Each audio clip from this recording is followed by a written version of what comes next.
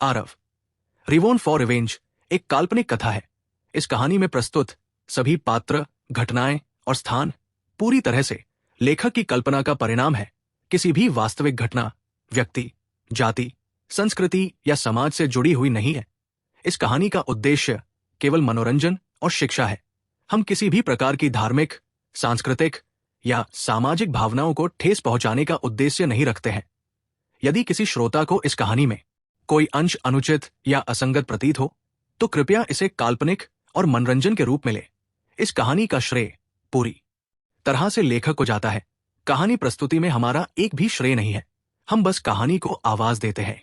अब आगे, ये मामला अभी खत्म नहीं हुआ था।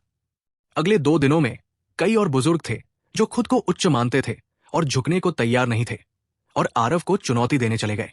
लेकिन उनके परिणाम सभी बंद एकांत थे। पील हॉल के सभी बुजुर्गों के बंद एकांतवास में जाने से संप्रदाय में हलचल मच गई। क्या तुम लोगों ने सुना? 8 से ज्यादा बुजुर्गों ने मार्शल हॉल के एक मुख्य शिष्य आरव के आंगन से आने के बाद बंद एकांतवास की घोषणा की। हाँ भाई हाँ, हम इसके बारे में कैसे नहीं सुन सकते? पील हॉल के बुजुर्गों के बार बार पृथ्वी बैरक में आने जाने की खबरों ने संप्रदाय में पहले ही काफी हलचल मचा रखी है। फिर इसे ना सुनना कैसे संभव नहीं है? अब वे सभी कह रहे हैं कि आरव नामक शिष्य एक जादूगर है। अफवाह है कि वे 8 बुजुर्ग आरव को परेशान करने गए थे, लेकिन वे आरव को डराने में विफल रहे। इसके बजाय उन्होंने सीधे बंद एकांतवास में चले गए। क्या जादूगर? उन बुजुर्गों के पास अविश्वसनीय शक्तियां हैं। वे सभी उच्च स्तरीय सी ट्रांसफॉर्मेशन क्षेत्र के शक्तिशाली लोग हैं। उन्हें एक छोटे से आत्मा संघनन क्षेत्र के मार्शल कलाकार द्वारा कैसे प्रभावित किया जा सकता है? हाँ, क्या ऐसा हो सकता है कि आप पर्दे के पीछे की कुछ बातें जानते हो? यह शिष्य स्पष्ट रूप से गपशप करने वाला व्यक्ति भी था। दूसरे पक्ष की बात सुनकर वो उत्सुकता से जांच करने से खुद को रोक नहीं सका। दूसरा शिष्य रहस्यमय ढंग से मुस्कुराया और बोला, हे, अंदरूनी कहानियों के बारे में बात करते हुए मुझे लगता है कि इसमें शामिल पक्षों के अलावा कोई और नहीं जानता। लेकिन मैं एक प्रतिभाशाली डिटेक्टिव, जब मैंने कुछ सावधानी पूर्वक अनुमान लगाया तो मुझे कुछ गड़बड़ लगी। गपशप करने वाले शिष्य की आंखें चमक उठीं। ये घटना पिछले कुछ दिनों में संप्रदाय में सबसे गर्म विषय बन चुकी थी, लेकिन किसी को नहीं पता था कि बीच में क्या हुआ उन पील हॉल के बुजुर्गों सहित। अब किसी ने वास्तव में कहा कि वो पिछली कहानी जानता था। यह स्पष्ट रूप से लोगों की भूख बढ़ाने के लिए पर्याप्त था। जल्दी बताओ, तुम्हें क्या पता चला? उस शिष्य ने मुस्कुराते हुए रहस्यमय ढंग से कहा, जब से यह घटना घटी है मेरा भी शुरुआती विचार आपके जैसा ही था कि आरव ने कोई जादू कर दिया है, लेकिन इस बारे में सोचने के बाद यह सही नहीं लगा। उन कुछ बुजुर्गों में अद्वितीय क्षमताएं हैं। भले ही आरव का जादू स्वर्ग को चुनौती देने वाला हो, लेकिन अभिशाप देने के लिए 2 प्रमुख क्षेत्रों को पार करना भी असंभव है। उस गपशप करने वाले छात्र ने इस बारे में सोचा और सिर हिलाते हुए कहा, यह सच है। यह स्पष्टीकरण अनुचित है। इसलिए मैंने यह पता लगाने के लिए अपने दिमाग और तथ्य को खंगालना शुरू कर दिया कि इन 8 बुजुर्गों में क्या समानता है। एक ही समय में 8 बुजुर्गों को एकांत में प्रवेश कराने के लिए आरव ने निश्चित रूप से बीमारी के लिए सही दवा निर्धारित की होंगी। फिर यह बीमारी क्या थी? शिष्य ने जानबूझकर झाड़ जंखाड़ में घूमते हुए शेखी बघारी। गपशप करने वाला आदमी वाकई बहुत सहयोगी था। उसने हैरान होकर पूछा, हाँ, बीमारी क्या है? बस हमको बता दो। लोगों की भूख बढ़ाने में क्या मजा आता है? मैंने देखा कि इन 8 बुजुर्गों ने पहले सपोर्ट स्टार पवेलियन में लेवल 8 मिशन जारी किए थे। क्या यही वो कॉमन एरिया है जिसके बारे में आपने बात की थी? क्या आप मजाक कर रहे हैं? आपका मतलब है कि आरव ने उन सभी लेवल 8 मिशनों का जवाब दिया? इस तरह से उसने सभी 8 बुजुर्गों को बंद एकांत में प्रवेश कराया? क्या आपको लगता है कि यह संभव है? गपशप करने वाले व्यक्ति को लगा कि उसके साथ धोखा हुआ है और उसने उसका मजाक उड़ाया। हम्फ, आप इस पर विश्वास न करने का विकल्प नहीं चुन सकते। पहले तो मैं भी अपने इस विचार से हैरान रह गया, लेकिन ये एकमात्र संभावना थी जिसके बारे में मैं सोच सकता था। इसलिए मैं पूछताछ करने के लिए सपोर्ट स्टार पवेलियन गया। है तो अनुमान लगाओ क्या? इस बार गपशप करने वाला व्यक्ति अचंभित था। वो पूछने से खुद को रोक नहीं पाया। क्या ऐसा हो सकता है? आरव ने वाकई ये सभी लेवल 8 मिशन प्राप्त किए हैं? नहीं, लेकिन एल्डर बलराम के आरव को खोजने जाने से एक दिन पहले आरव सपोर्ट स्टार पवेलियन में गया और पूरी दोपहर वही रहा। उसने कोई मिशन नहीं लिया। वो बस मिशन जेड वॉल पर मिशनों को लगातार देखता रहा। बस इसी के आधार पर आपको यह जानना होगा कि आरव ने पहले ग्रैंड एल्डर के लेवल 9 मिशन को भी लिया था। अगर उसने वाकई लेवल 9 मिशन पूरा कर लिया है तो कुछ लेवल 8 मिशनों को क्या माना जाएगा? लेकिन क्या यह संभव है? हालांकि मैं भी इस पर विश्वास नहीं करता, लेकिन मैं गंभीरता से इससे ज्यादा तर्कसंगत स्पष्टीकरण नहीं ढूंढ सकता। सेक्ट मास्टर, ये आरव बिल्कुल जादूगर है। आप अब पोल हॉल पर नजर डालें। कितने एल्डर बचे हैं? पुरुषोत्तम गोस्वामी के सामने अखिलेश बर्मन ने आरव को कटु आक्रोश के साथ जादूगर के रूप में निंदा की। 2 दिनों के भीतर आरव के निवास पर गए सभी बुजुर्गों ने बंद एकांतवास की घोषणा की। पुरुषोत्तम गोस्वामी को भी वास्तव में अपने दिल में बहुत अनिश्चितता महसूस हुई, लेकिन उनकी अभिव्यक्ति अपरिवर्तित रही, क्योंकि उन्होंने कहा, आरव केवल एक आत्मा संघनन क्षेत्र मार्शल कलाकार है, जबकि बुजुर्ग सभी सी ट्रांसफॉर्मेशन क्षेत्र विशेषज्ञ हैं। इसके अलावा वे कुछ बुजुर्ग सभी देरचरण सी ट्रांसफॉर्मेशन क्षेत्र विशेषज्ञ हैं। आरव संभवतः उन पर कोई जादू कैसे कर सकते हैं? तो संप्रदाय मास्टर इस घटना को कैसे समझाते हैं? यदि ये जारी रहा तो हमारा पोल हॉल जल्द ही ढह जाएगा। उन कुछ बुजुर्गों के बिना अर्धस्तरीय 4 औषधीय गोलियों को परिष्कृत करने के बिना मार्शल हॉल के बुजुर्ग साधना करने में असमर्थ है। संप्रदाय मास्टर, मेरा सुझाव है कि पहले आरव को रोकें ताकि वो चीजों को स्पष्ट रूप से समझा सके, अखिलेश बर्मन ने गुस्से में कहा। हालांकि इन शब्दों में कुछ धमकी देने का इरादा था, लेकिन अखिलेश बर्मन ने जो कहा वो सच था। ये 8 बुजुर्ग पील हॉल में सर्वोच्च अस्तित्व वाले थे। उनके बिना वे औषधीय गोलियों को परिष्कृत नहीं कर सकते थे। यदि वे एकांत में रहते तो संप्रदाय में जल्द या बाद में समस्याएं सामने आती। पुरुषोत्तम गोस्वामी ने भौहें सिकोड़ी और कहा, बेहतर होगा कि 2 दिन और प्रतीक्षा करें। आरव एक नाम मात्र का बुजुर्ग है जिसकी मार्शल अंकल स्काईमापल ने सिफारिश की थी। स्थिति को स्पष्ट होने से पहले हमें कोई भी जल्दबाजी नहीं करनी चाहिए। संप्रदाय गुरु, क्या आपने नहीं देखा कि मार्शल अंकल स्काईमापल भी आरव से मोहित है?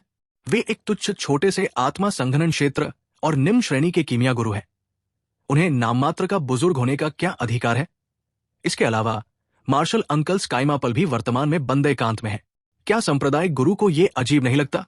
अखिलेश बर्मन द्वारा यह बताए जाने पर पुरुषोत्तम गोस्वामी का दृढ़ संकल्प कुछ हद तक डगमगाता हुआ दिखाई दिया।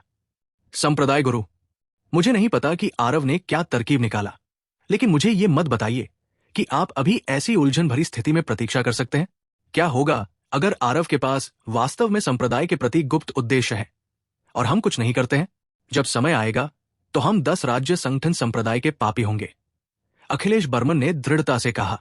पुरुषोत्तम गोस्वामी की आंखें चमक उठीं। उन्होंने सिर हिलाया और कहा, ठीक है, यह संप्रदाय गुरु आरव से व्यक्तिगत रूप से पूछेगा कि उसने बुजुर्गों के साथ क्या किया। आओ दोस्तों, आरव को मेरे पास बुलाओ। पुरुषोत्तम गोस्वामी ने अंत में थोड़ी छूट छोड़ी। अगर आरव वास्तव में निर्दोष होते तो जब ग्रैंड एल्डर एकांत से बाहर निकलते तो वास्तव में हिसाब देना आसान नहीं होता। तभी एक किमिया घर में हंसी सुनाई दे रही थी। हाँ, वास्तव में ऐसा ही था। वास्तव में काल्पनिक। लूसिडम ब्लडग्रास का ऐसा चमत्कारी उपयोग होना वास्तव में अद्भुत है। मैं ये कह रहा था कि मैं स्पिरिट विंड पिल को परिष्कृत करने में असमर्थ क्यों रहता हूं। पता चला कि लूसिडम ब्लडग्रास को मुख्य अवयवों के साथ मिलाने से सार ऊर्जा की परिसंचरण गति बढ़ सकती है। बलराम के शोधन कक्ष के अंदर वो पागलों की तरह हंसा। उसने हर बार पिल फार्मूला के अनुसार स्पिरिट विंड पिल को परिष्कृत किया, लेकिन प्रत्येक शोधन क्वासीटियर 4 औषधीय गोली स्पिरिट विंड पिल निम्न श्रेणी या उससे भी बदतर होगी। बलराम पूरे समय यह पता लगाने में असमर्थ रहा कि समस्या कहाँ है। यह पता चला कि पिल फार्मूला ही अधूरा था। उसने पिल फार्मूला को सुधारने की भी कोशिश की थी, लेकिन यह सब विफल रहा।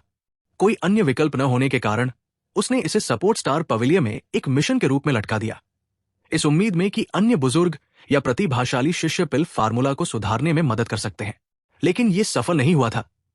बलराम ने आरव की जेड खुराक लेने के बाद इसमें आत्मा वायु पिल को बेहतर बनाने की विधि के बारे में बात की। वो तुरंत ही इसके आदी हो गए। कीमियागर सभी पागलों का झुंड थे। वे बिना थके एक प्रकार के पिल फार्मूला पर शोध कर सकते थे। बलराम कई वर्षों तक इस पिल फार्मूला से परेशान रहे। वो कैसे फुर्सत के मूड में होते कि दूसरी चीजों के बारे में सोचते। इसलिए उन्होंने आरव की विधि के अनुसार आत्मा वायु पिल को परिष्कृत करने के लिए तुरंत बंद एकांत में प्रवेश करने का फैसला किया। निश्चित रूप से ये एक सफलता थी। स्पिरिट विंड पिल एक प्रकार की वास्तविक युद्ध औषधीय गोली थी। इसकी प्रयोज्यता बहुत व्यापक थी। स्पिरिट विंड पिल का सेवन करने के बाद मार्शल कलाकार बढ़ी हुई दर पर सार ऊर्जा जुटा सकता था। उसी चाल को जारी करते समय एक मार्शल कलाकार जिसने स्पिरिट विंड पिल का सेवन किया था वो आधा समय बचा सकता था। सी ट्रांसफॉर्मेशन क्षेत्र जैसे क्षेत्र में चाल को जारी करने के लिए आधा समय बचाने का मतलब था पूर्ण पहल करना। आपकी चाल पहले ही जारी हो चुकी थी, जबकि अन्य अभी भी अपनी चाल को जारी करने के लिए शक्ति जमा कर रहे थे। कौन सा मार्शल कलाकार ऐसा लाभ नहीं लेना चाहेगा? यदि 10 राज्य संगठन संप्रदाय किसी ट्रांसफॉर्मेशन क्षेत्र के मार्शल कलाकार अपने साथ ऐसी औषधीय गोली रखते तो निस्संदेह उनकी युद्ध शक्ति बढ़ जाती। ये ठीक इसी कारण था कि एल्डर बलराम ने इस औषधीय गोली पर इतनी बड़ी मात्रा में ऊर्जा खर्च की। लेकिन इस तरह की टियर 4 औषधीय गोलियों को परिष्कृत करना वास्तव में इतना आसान नहीं था। उन्होंने जिन दोषपूर्ण उत्पादों को परिष्कृत किया था उनके न केवल अत्यंत गंभीर दुष्प्रभाव थे, बल्कि औषधीय प्रभाव भी स्पष्ट नहीं था। ऐसी औषधीय गोली स्पष्ट रूप से वास्तविक युद्ध के लिए उपयोग करने में असमर्थ थी। अब जब उसने इस कठिन समस्या को हल कर लिया था तो बलराम ने खुद को फिर से तरोताजा महसूस किया और उसकी आत्मा तरोताजा हो गई। उन्होंने आरव को उचित रूप से धन्यवाद देने का फैसला किया। जहां तक आरव को प्रतिस्पर्धा के लिए खोजने की बात है तो वो बहुत पहले ही नवे आसमान से परे फेंक चुका था। एकांत से बाहर निकलने के बाद बलराम सीधे पृथ्वी बैरक नंबर 72 की ओर भागा, लेकिन वो आरव से टकरा गया जो एक युवक के साथ जा रहा था। छात्र आरव, छात्र तुषार, तुम लोग कहाँ जा रहे हो? बलराम ने मुस्कुराते हुए पूछा। आरव असमंजस में था। वो इस व्यक्ति को पहचान भी नहीं पाया।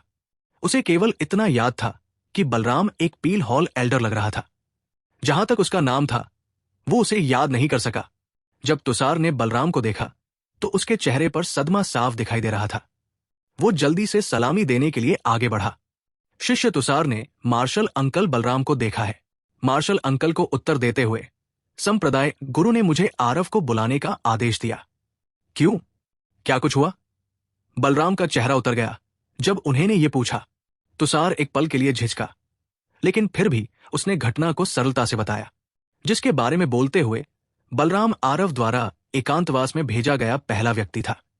लेकिन जब बलराम ने उसकी बात सुनी तो वो तुरंत बहुत क्रोधित हो गया। बकवास! क्या जादूगर?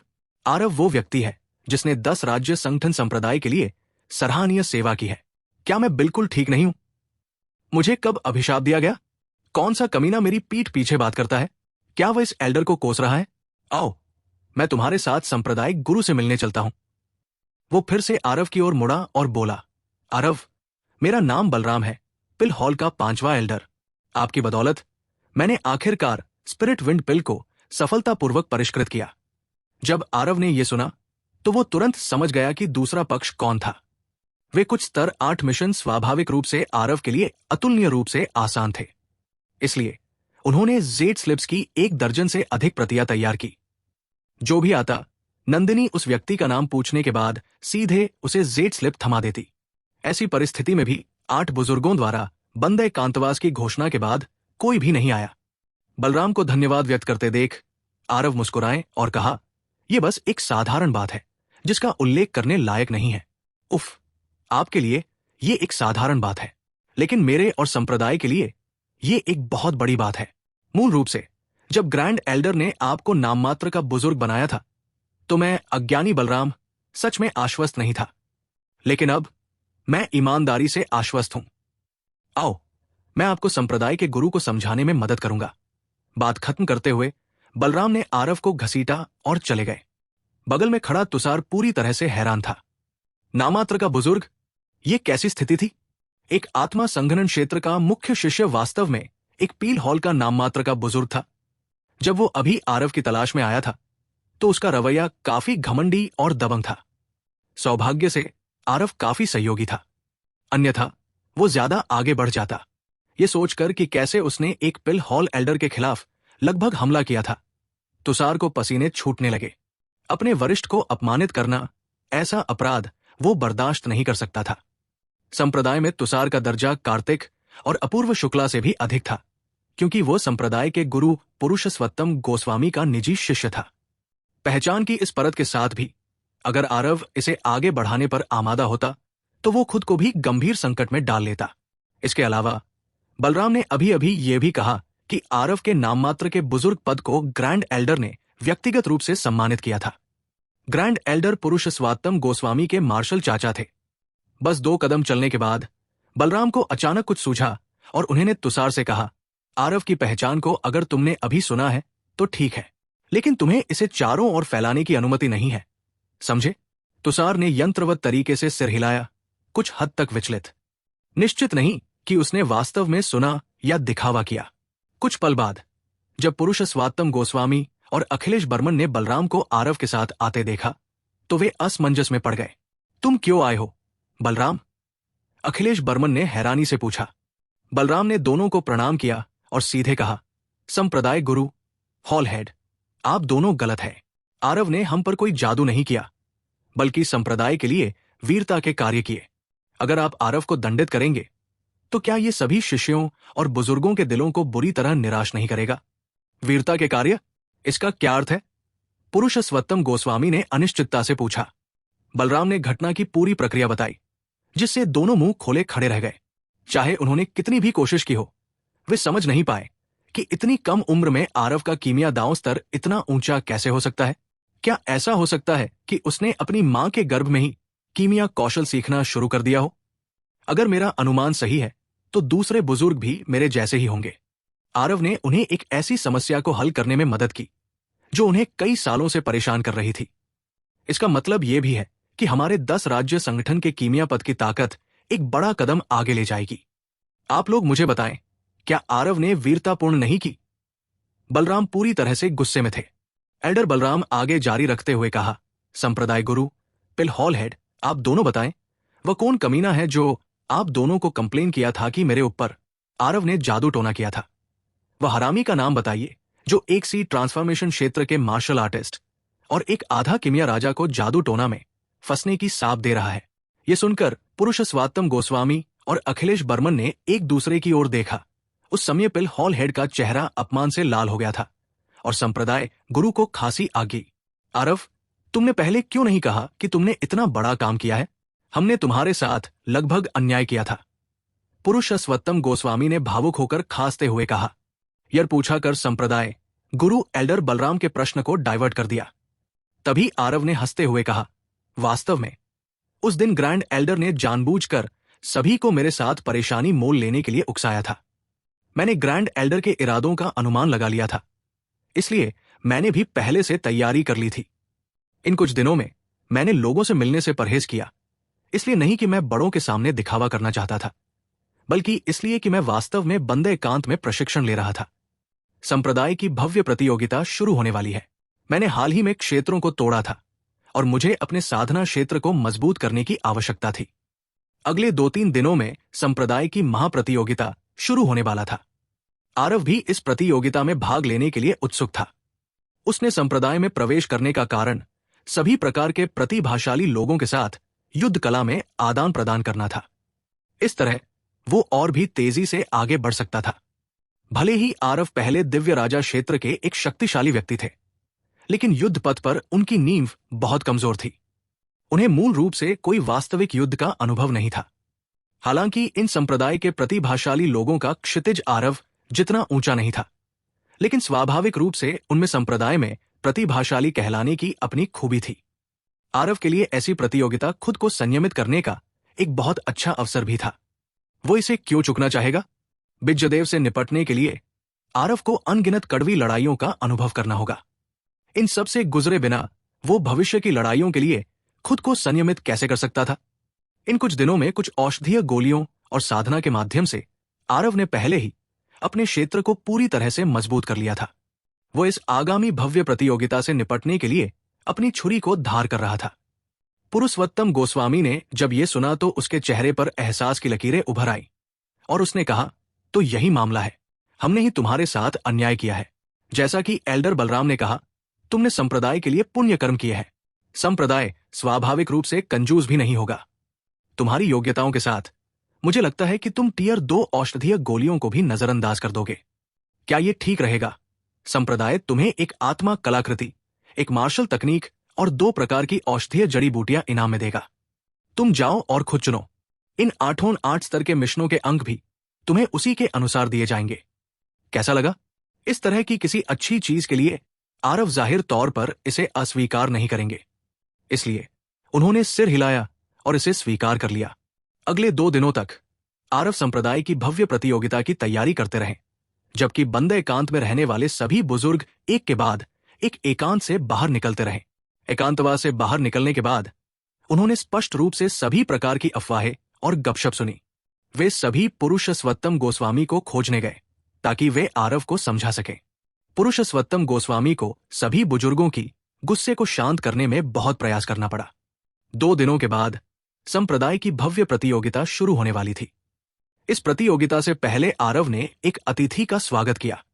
कुछ दिन पहले आरव के सामने आरव की कमरे में बैठे व्यक्ति को आरव का संदेश मिला, जिसमें उसे संप्रदाय में वापस आने के लिए कहा गया था, जिसमें कहा गया था कि उसने पहले से ही पर्याप्त अंक एकत्र कर लिए हैं और पर्पल सेंटर सोल इंक्टेशन के निचले आधे हिस्से के लिए विनिमय कर सकता है।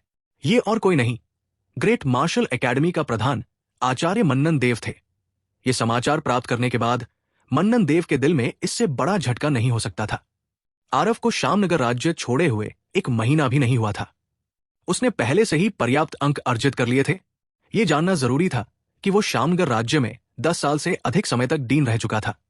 इससे पहले कि वो मुश्किल से 1 मिलियन अंक अर्जित कर पाता, उसके पास अभी भी 400,000 अंक कम थे। आरव ने वास्तव में 1 महीने से भी कम समय में 400,000 अंक अर्जित किए। उसने आरव से कहा कि उसके पास 1 मिलियन अंक है, इसलिए उसे लगा कि आरव के पास केवल 400,000 ही है। लेकिन जब मन्नन देव की मुलाकात आरव से हुई और उसने सीधे 1.4 मिलियन पॉइंट्स को उसके पहचान टोकन में ट्रांसफर कर दिया, तो वो आरव को बहुत देर तक खाली आंखों से देखता रहा और कुछ भी नहीं बोल पाया।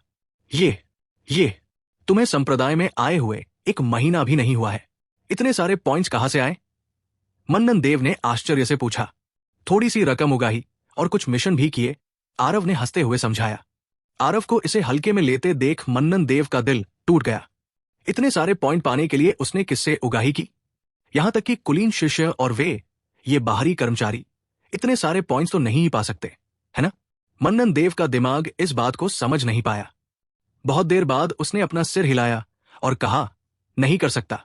मैंने इन कुछ सालों में पहले ही लगभग 1 मिलियन पॉइंट्स जमा कर लिए हैं।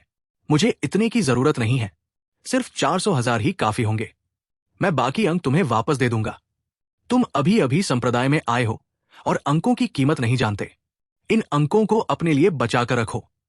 प्रधानाचार्य मन्नन देव द्वारा पर्पल सेंटर सोल इंक्टेशन के लिए आदान प्रदान करने के बाद तुम्हें अभी भी अपने दायरे को बढ़ाने के तरीकों के बारे में सोचना है। अभी भी ऐसे कई क्षेत्र हैं जिनके लिए तुम्हें अंकों का उपयोग करने की आवश्यकता है। अपने अंक अपने पास रखो, चिंता मत करो।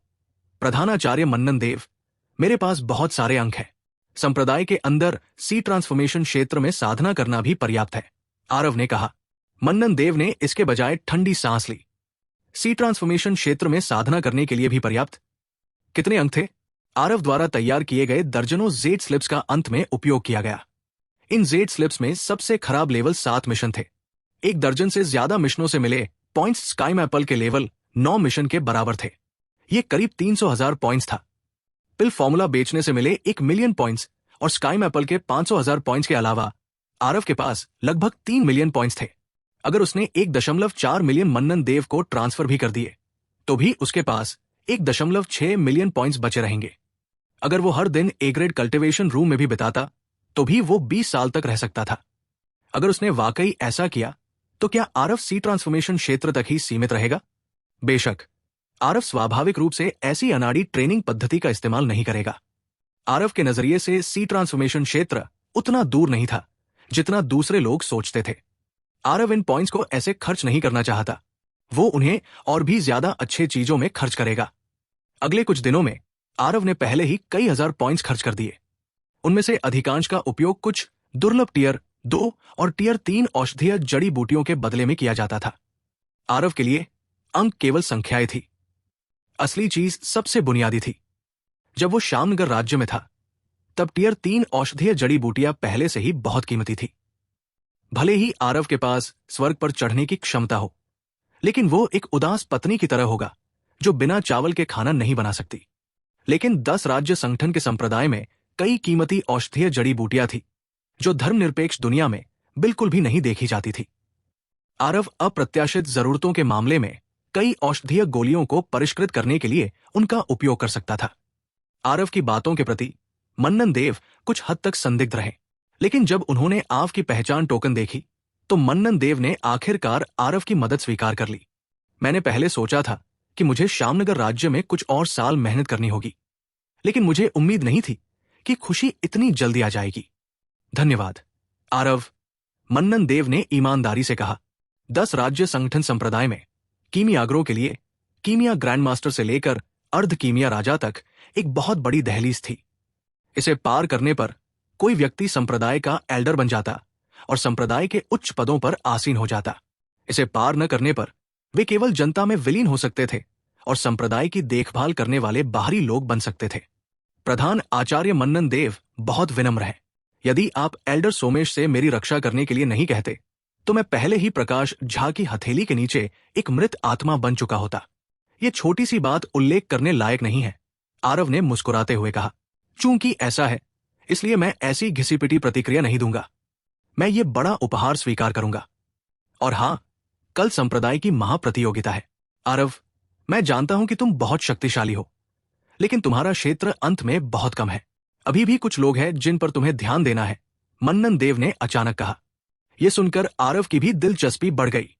10 राज्य संगठन संप्रदाय में आए हुए उसे लगभग 1 महीना हो गया था, लेकिन उसका पहचान केवल उन पिल हॉल के बुजुर्गों से था।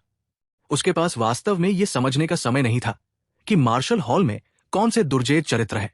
मैं विवरण सुनने के लिए तैयार हूं, आरव ने उत्सुकता से कहा। मन्नन देव ने सिर हिलाया और कहा, मेरी राय में, हालांकि तुम अब पृथ्वी बैरक में हो, लेकिन तुम्हारी ताकत पहले से ही स्वर्ग बैरक के मुख्य शिष्यों से कम नहीं है। स्वर्ग बैरक के भीतर ऐसे कई लोग हैं जिनकी ताकत अपेक्षाकृत स्वर्ग को चुनौती देने वाली है। जब आप उनका सामना करते हैं तो आपको सावधान रहना होगा। बेशक वे इसलिए मजबूत हैं क्योंकि उनका क्षेत्र आपसे बहुत ऊपर है। अगर आप लोग एक ही स्तर पर होते तो मुझे लगता है कि आप उन्हें तुरंत हरा सकते हैं। आरव की ताकत के बारे में मन्नान देव का निर्णय वास्तव में कार्तिक के समान ही था। चौथे स्तर के आत्मा संघनन क्षेत्र के आरव अब स्वर्ग बैरक में उन कुलीनों से कमतर नहीं था, लेकिन स्वर्ग बैरक में शिखर की तुलना में मन्नन देव को बहुत आत्मविश्वास नहीं था। आरव की वर्तमान ताकत अब एक साधारण क्रिस्टल फॉर्मेशन क्षेत्र मार्शल कलाकार से कमतर नहीं थी। हालांकि सुधाकर भी एक साधारण क्रिस्टल फॉर्मेशन क्षेत्र मार्शल कलाकार को मारने के लिए रैंक पार करने में सफल हो सकता है। स्वर्ग बैरक के शिष्यों की ताकत की कल्पना की जा सकती है। ऐसा मत सोचो कि सुधाकर पृथ्वी बैरक में बहुत दुर्जय था। स्वर्ग बैरक में वो कचरा था।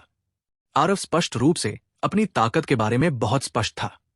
हालांकि वो कितनी दूर तक जा सकता है, इस बारे में उसे खुद नहीं पता था। बस वे कौन कौन है?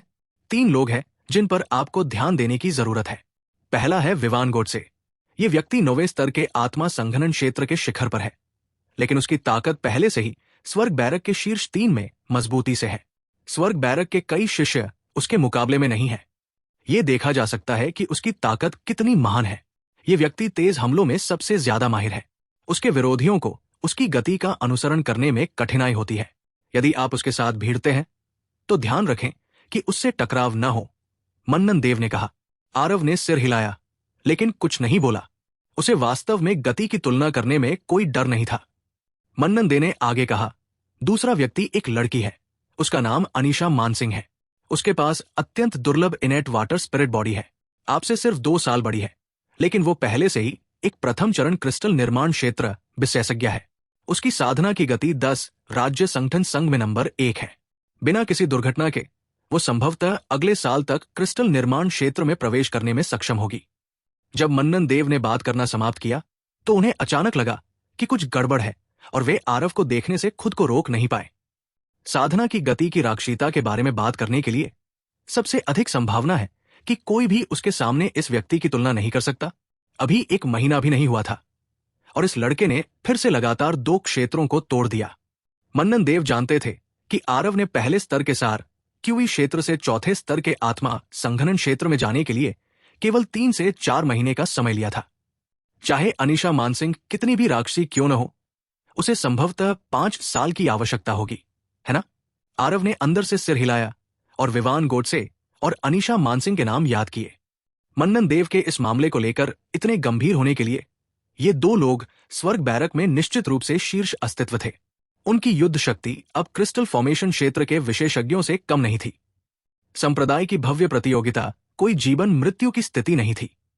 आरव स्वाभाविक रूप से अपने सभी तुरुप के पत्तों का उपयोग नहीं कर सकता था।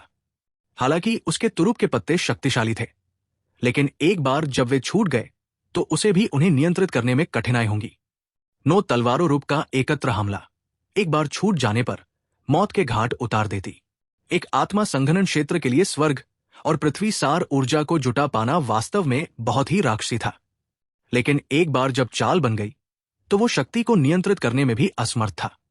जहां तक चौथे स्तर की सार ज्वाला की बात है, एक बार जब वह इसे छोड़ता तो ये तुरंत दूसरे पक्ष को भी जला देती। आरव ने चंदन ज्वाला को परिष्कृत किया, लेकिन वर्तमान में चौथे स्तर के सार अग्नि की शक्ति को नियंत्रित करना उसके लिए स्पष्ट रूप से अत्यंत बलशाली था।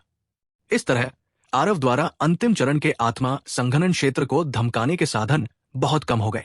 सौभाग्य से आरव का वर्तमान शटरिंग स्पेस प्रथम स्तर पहले से ही उत्तम चरण के लिए प्रशिक्षित था।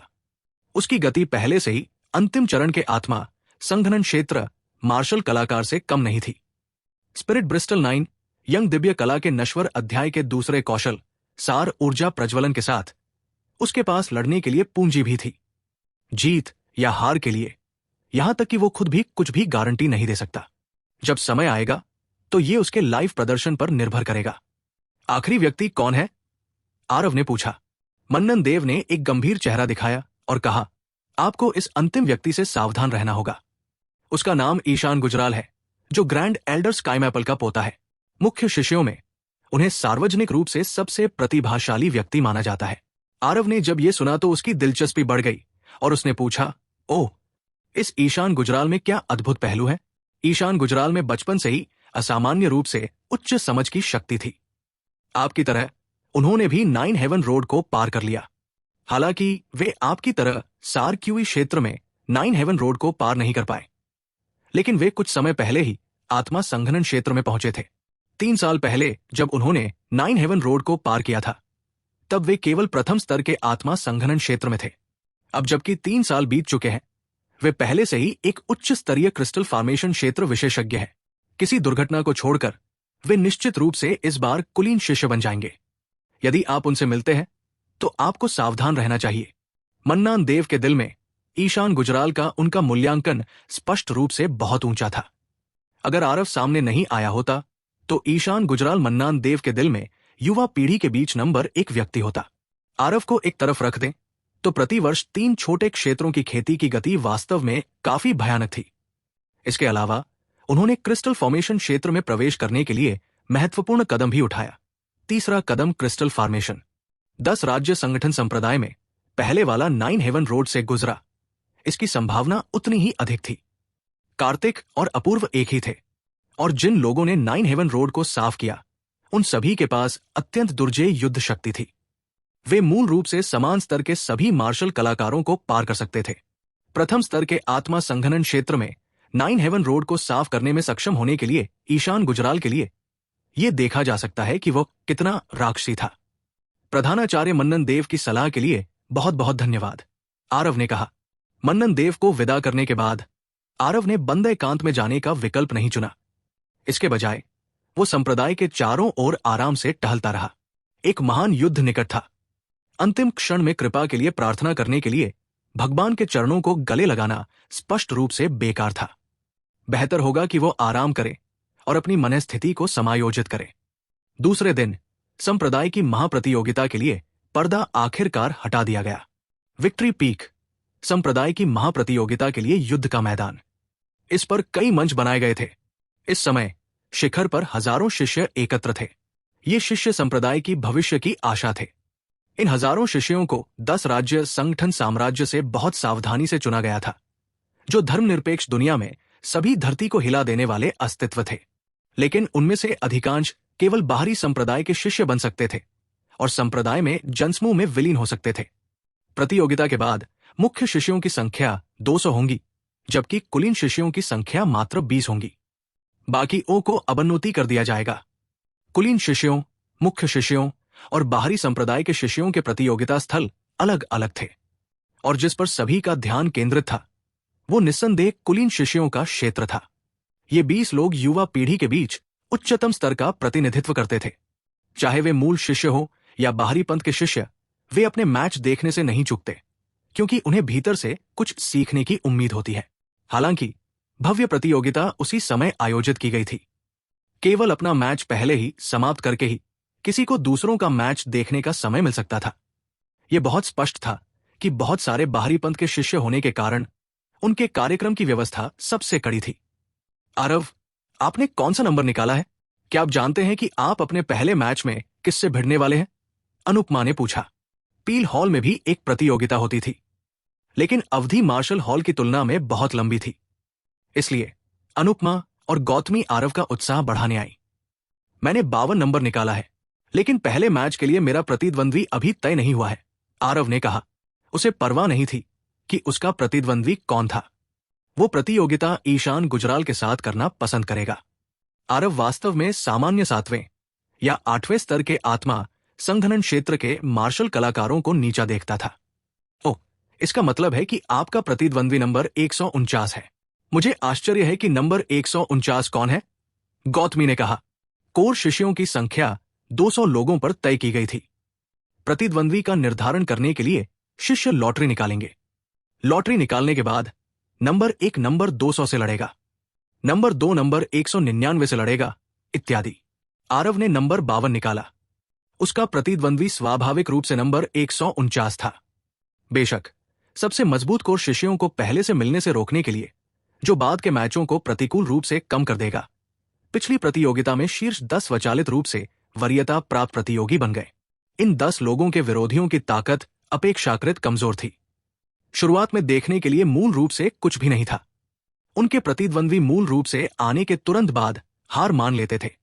हालांकि पिछली प्रतियोगिताओं में स्वाभाविक रूप से विशेष परिस्थितियां उत्पन्न हुई थी, जैसे कि 11वीं रैंक का शिष्य दुर्भाग्य से 190 नंबर के बाद का नंबर खींच लेता है। तब पहला मैच रोमांचक हो जाता, लेकिन तुलनात्मक रूप से देखा जाए तो ऐसी स्थिति अत्यंत दुर्लभ थी। आरव ने 52 नंबर खींचा। किसी मजबूत व्यक्ति से मैच होने की संभावना बहुत अधिक नहीं थी। चलो छोड़ो, जब समय आएगा तो निपट लिया जाएगा। रोहन भाई, तुमने कौन सा नंबर खींचा? आरव ने रोहन से पूछा, जो उसके बगल में था। नंबर 170, रोहन ने कहा। ओ, ऐसे ही। तुम्हारा पहला प्रतियोगिता नंबर 31 के खिलाफ होंगी। ये एक मजबूत व्यक्ति की तरह लगता है, आरव ने कहा। रोहन ने बेपरवाही से जवाब दिया, कोई बात नहीं, जब मौका आए तो उससे निपट लेना। हाँ, ये तो अच्छा है। अपनी ताकत के साथ शीर्ष 50 में शामिल होने में कोई समस्या नहीं होनी चाहिए, आरव ने हंसते हुए कहा। मुझे उम्मीद है। रोहन भी एक ऐसा व्यक्ति था जिसने 9 हेवन रोड को पार कर लिया। यह देखा जा सकता था कि उसकी धारणा कितनी शानदार थी। इन 1 से 2 महीनों में रोहन ने बहुत तेजी से सुधार किया, बस उसे इसे प्रदर्शित करने का मौका नहीं मिला। आरव का मानना था कि जल्द ही वो निश्चित रूप से विशिष्ट रूप से सामने आएगा। तभी एक आवाज आई, सभी शिष्यों सुनो, संप्रदाय की भव्य प्रतियोगिता शुरू होने वाली है। जल्दी से अपने नंबर के हिसाब से अपने प्लेटफॉर्म ढूंढो। मार्शल हॉल के एक बुजुर्ग ने जोर से चिल्लाने के लिए सार ऊर्जा जुटाई। आरव और रोहन की आंखें मिली जब उन्होंने ये सुना और मुस्कुराए। वे दोनों अपने अपने प्लेटफॉर्म पर चले गए। आरव 52 नंबर का था, जो प्लेटफॉर्म नंबर 52 पर ही था। जब वो अपने प्लेटफॉर्म पर पहुंचा, नंबर 149 का शिष्य पहले से ही वहां था। जब आरव ने दूसरे पक्ष को देखा तो वो अनजाने में दंग रह गया। संयोग के बिना वास्तव में कोई कहानी नहीं हो सकती। सामने वाला व्यक्ति और कोई नहीं। संप्रदाय में आने के बाद आरव का पहला टकराव प्रभाकर आपते था। प्रभाकर ने आरव की ओर देखा, जो मुस्कुराती चेहरा के साथ सामने खड़ा था। उसने कभी नहीं सोचा था कि वो पहले दौर में इस अशुभ सितारे का सामना करेगा। पिछली बार सुधाकर के लौटने के बाद उसने उसे चेतावनी दी कि वो आरव को फिर कभी न उकसाए। क्या मजाक है, एक नौसिखिया शिष्य जिसके पास 10 लाख से ज्यादा अंक है। कौन जानता था कि उसके पास किस तरह की भयानक पृष्ठभूमि थी। यहां तक कि साधारण बुजुर्गों के पास भी इतने अंक नहीं होते, लेकिन ये एक आत्मा संघन क्षेत्र के शिष्य के पास था। ये बहुत अजीब था। अपने बड़े भाई की बातें सुनकर प्रभाकर को भी पता था कि आरव ऐसा व्यक्ति नहीं था जिसे वो नाराज कर सके। बस उसे कभी उम्मीद नहीं थी कि वो पहले दौर में इतने संयोग से आरव से टकराएगा। संप्रदाय की भव्य प्रतियोगिता अब शुरू होती है। मार्शल हॉल के बुजुर्ग की आवाज एक बार फिर गूंजी। भव्य प्रतियोगिता आधिकारिक रूप से शुरू हुई। एक के बाद एक भयंकर लड़ाई की आवाजें उठीं, जो तुरंत पूरे क्षेत्र को घेर लेती है। हालांकि कुछ प्लेटफॉर्म शांत थे, जैसे कि प्लेटफॉर्म नंबर 52। आरव ने कदम नहीं बढ़ाया, नहीं प्रभाकर ने। प्रभाकर कोई मूर्ख नहीं था। आरव उसे दूसरे स्तर के आत्मा संघ क्षेत्र में हरा सकता था। अब तो वो चौथे स्तर के आत्मा संघ क्षेत्र में भी नहीं था। मैं हार मानता हूं। बिना किसी हिचकिचाहट के प्रभाकर ने बहुत निर्णायक रूप से हार स्वीकार कर ली। प्लेटफॉर्म नंबर 52, नंबर 52 जीतता है, बुजुर्ग की आवाज फिर से सुनाई दी। हर प्लेटफॉर्म पर एक सरणी स्थापित थी। बुजुर्ग सरणी केंद्र के माध्यम से पहले क्षण में प्लेटफार्मों पर गतिविधि को समझ सकता था। बुजुर्ग की आवाज थोड़ी हिचकिचाहट भरी थी। उन्होंने स्पष्ट रूप से नहीं सोचा था कि जीतने वाला पहला व्यक्ति वास्तव में अज्ञात नंबर 52 होगा। आमतौर पर जीतने वाला पहला प्लेटफॉर्म या तो नंबर 1 या नंबर 2 होता है, क्योंकि दोनों पक्षों के बीच अंतर बहुत बड़ा था। हालांकि संप्रदाय की भव्य प्रतियोगिता में भाग लेना भी अपने आप को संयमित करने के लिए संयोग से कठिन था। नंबर 1 या 2 रैंक वाले मुख्य शिष्य से मार्गदर्शन प्राप्त करने में सक्षम होना कुछ ऐसा था जो अन्य शिष्यों की इच्छा थी। उल्लेखनीय रूप से बहुत कम लोग स्वीकार करते थे। प्रभाकर द्वारा सीधे हार स्वीकार करने के परिणाम स्वरूप आरव 100 प्लेटफार्मों में से जीतने वाले पहले व्यक्ति बन गया। तभी फुसफुसाहट शुरू हो गई। प्लेटफॉर्म नंबर 52 पर कौन है? प्रतिद्वंद्वी ने जानबूझकर हार नहीं मानी, है ना? हाँ, पिछली बड़ी प्रतियोगिताओं में यह मूल रूप से हमेशा नंबर 1 होता है जो पहले जीतता है। सीनियर अप्रेंटिस भाई ईशान की ताकत और हमारे बीच का अंतर बहुत ज्यादा है। इस बार नंबर 52 के साथ क्या गड़बड़ है जो बाहर हो गया?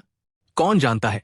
तार्किक रूप से कहें तो शीर्ष 10 में उन कुछ मूर्खों के अलावा पीछे वालों की ताकत में असमानता बहुत हास्यास्पद नहीं होगी।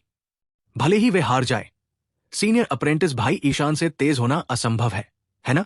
कौन परवाह करता है? इस पहले दौर के खत्म होने के बाद हम स्वाभाविक रूप से जान जाएंगे कि ये नंबर 52 कौन सा महान व्यक्ति है। स्वर्ग बैरक के रैंक 1 में सबसे खराब अर्धकुलीन शिष्य शक्ति थी। वे मुख्य शिष्यों के बीच मुर्गियों के बीच सारस की तरह अस्तित्व में थे। इसलिए हर बड़ी प्रतियोगिता में यह मूल रूप से हमेशा नंबर 1 होता था जो पहले जीतता था। लेकिन आज शुरू से ही एक छोटी सी अड़चन आई। एक अज्ञात नंबर 52 सबसे पहले जीतने वाला था। इसने कई उत्सुक आंखों को आकर्षित किया।